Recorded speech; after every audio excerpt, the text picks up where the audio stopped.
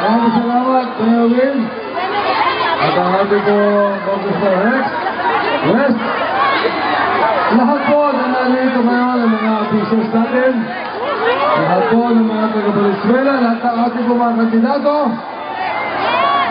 Magandang gabi po sa inyo lahat.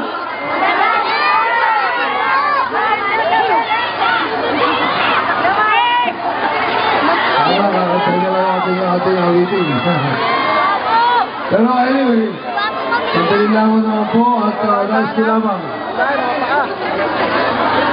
Magpasalamat sa inyo lahat sa napakaganda po na pagkakasyo sa aming grupo. Nakakatuwa naman po at napakainit ang inyo binibigay na pagtanggap sa amin. Alam po ninyo, nais ko lamang ibahagi sa inyo na kung gusto po ng ating mga kababayan yung aking awitin, yung lalo-lalo na ng mga bata, yung nakaligo ka na ba sa dagat ng basura. Alam po ninyo yan, marami nagtatanong sa akin, ano ba ang ibig sabihin yan? Bakit ko sinabi nakaligo ka na ba?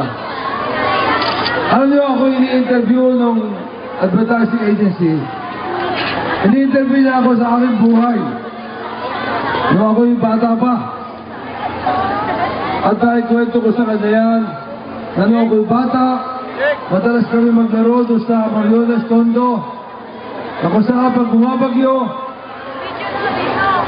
nababaha, doon kami naliligo lahat, mga bata.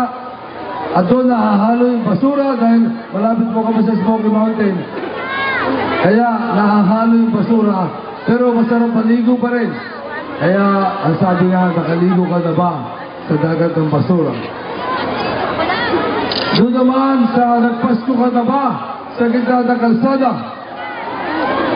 Ang kami po ng aking nanay ay nagtitinda na hipon sa palengke. Nagtitingin kami ng hipon pag alas 12 ng gabi. Bumibili kami, naglalakad kami patungo ni Visoria. Bumibili kami ng 2 banya ng hipon at yun ang aming ititinda pag umaga. Kaya, tinaduan ko, paano magpasko? Pag Pasko, hindi kayo nagtitinda. Hindi, sabi ko, pag Pasko, lalo kami nagtitinda dahil malakas ang beta. E di sabi na nag-interview, e di ibig mo sabihin, naglalakad ka.